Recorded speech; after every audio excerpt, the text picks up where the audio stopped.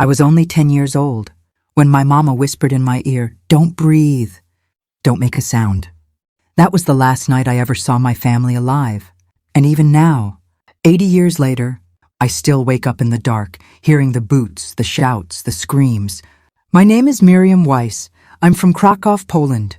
And tonight, I will finally tell you the truth I carried in silence all my life. If you are listening to me right now, please like this video, leave a comment, and follow this channel. Every time you show love, you give us grandmas the courage to speak. Your support is the only reason I can share this story. I was born in 1932. Krakow was my home, a city of bells, markets, laughter. My papa was a tailor. My mama baked bread every Friday for the Sabbath. I had two younger brothers, Isaac and Daniel. We didn't have much, but we had joy. I used to run in the courtyard, chasing chickens, my brothers laughing behind me. Mama would shout, "Miriam, keep your dress clean." Papa would smile, pretending not to see. Life was small, but it was ours. Until the soldiers came, until the laws came, until the yellow star came. I remember the first time they told us to wear the star on our chest. I asked Mama, "Why?" She said, "So they know who we are." But her eyes told me more. Fear. Soon, Jews couldn't sit on benches in the park. We couldn't go to school. We couldn't buy food from certain shops. My papa's tailoring shop was closed. And then came the ghettos. They pushed us into small streets, too many families in one room. Hunger became normal. Silence became normal. We learned to hide joy, to hide hope. It was 1942, I was 10. That night, the soldiers came with trucks. They shouted in German, "Raus! Schnell, out!" Mama grabbed my hand. Isaac cried. Daniel was still half asleep. Papa tried to reason with them. One soldier hit him with the butt of his rifle. Blood ran down his face. They pushed us all into the street. Cold air, screams, dogs barking. The ground was muddy with fear. That's when Mama bent down to me. She pulled me close and whispered, "Miriam, don't breathe. Don't move, no matter what you see." And then, chaos.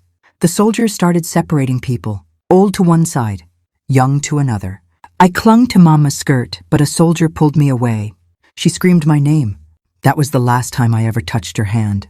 They packed us into a cattle train. Dark, no windows. Just wood and iron, no air. People crying, praying, fainting. Children screaming for water.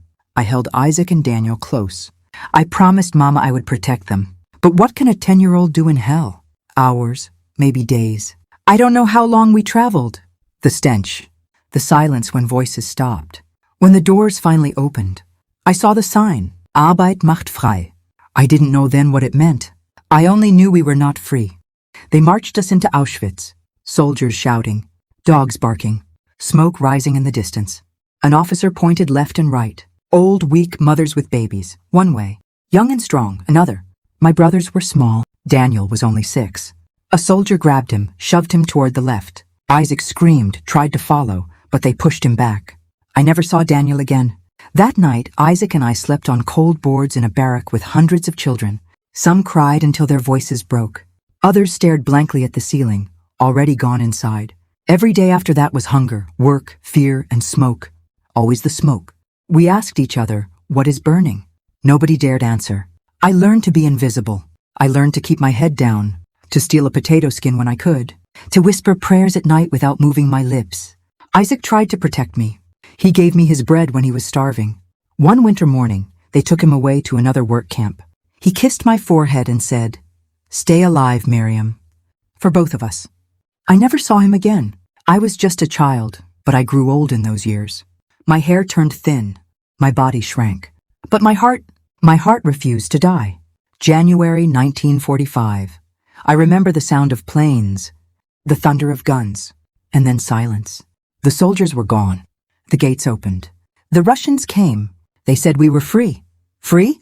What does that mean when your whole family is ash in the wind? I walked out of Auschwitz alone. 10 years old when it began, 13 when it ended. A child, but no longer a child. I searched for Mama, Papa, Isaac, Daniel. I found no one. Only memories. Only ghosts. I was sent to an orphanage. Then later to America. I built a life. I married. I had children. I smiled again, but inside I carried silence. For decades I did not speak.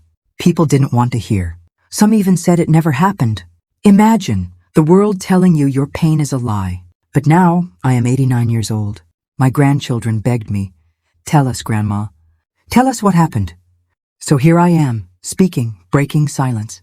Because Samuel Carter in Mississippi was not the only one. Because pain wears many faces, and silence is the enemy of memory.